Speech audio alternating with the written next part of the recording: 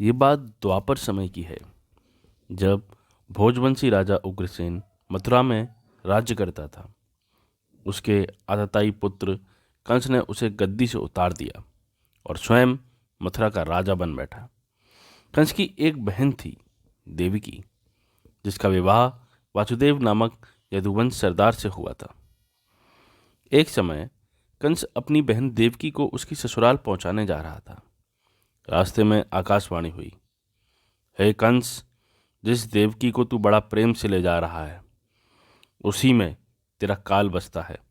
इसी के गर्भ से उत्पन्न होने वाला 8वां बालक तेरा वध करेगा। यह सुनकर कंस वासुदेव को मारने के लिए उगत हुआ। तब देवकी ने उससे विनयपूर्वक कहा, मेरे गर्भ से जो संतान होगी उसे मैं तुम्हारे सामने ला दूंगी। बहनोई को मारने से क्या लाभ है। कंस ने देवकी की बात मान ली और मथुरा वापस चला गया। उसने वासुदेव और देवकी को कारागृह में डाल दिया। वासुदेव देवकी के एक एक करके 7 बच्चों को मार दिया। अब 8वां बच्चा होने ही वाला था। कारागार में उन पर कड़े पहरे बैठा दिए गए।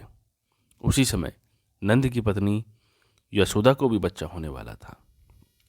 उन्होंने वासुदेव देवकी के दुखी जीवन को देख 8वें बच्चे की रक्षा का उपाय रचा।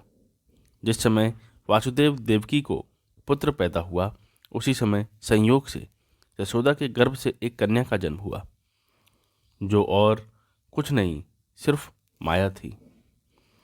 जिस कोठरी में देवकी वासुदेव कैद थे, उसमें अचानक प्रकाश हुआ और उनके सामने शंख, चक्र, गदा, पद्म धारण किए चतुर्भुज भगवान प्रकट हुए।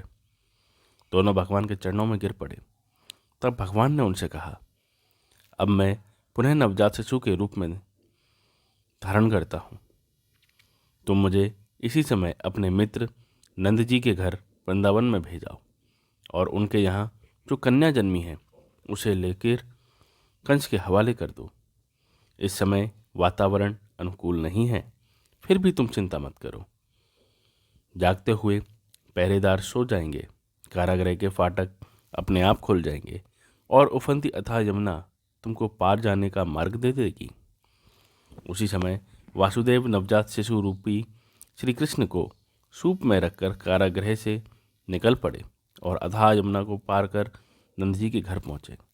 वहाँ उन्होंने एक नवजात शिशु को यशोदा के साथ सुला दिया और कन्या को लेकर मथुरा आ गए। कारागृह के फाटक पूर्ववत बंद हो गए। अब कंस को सूचना मिली कि वासुदेव देवकी को बच्चा पैदा हुआ है। उसने बंदी गृह में जाकर देवकी के हाथ से नवजात कन्या को छीनकर पृथ्वी पर पटक दिया, परंतु वह कन्या आकाश में उड़ गई और वहां से कहा, अरे मूर्ख, मुझे मारने से क्या होगा? तुझे मारने वाला तो वृंदावन में जा पहुंचा है। वह जल्दी ही तुझे तेरे पापों का दंड देगा। तो मित्रों, यह है श्री कृष्ण के जन्म की कथा। अगर आपको भी यह कथा अच्छी लगी हो तो इस चैनल को लाइक और सब्सक्राइब कर दें। Thank you.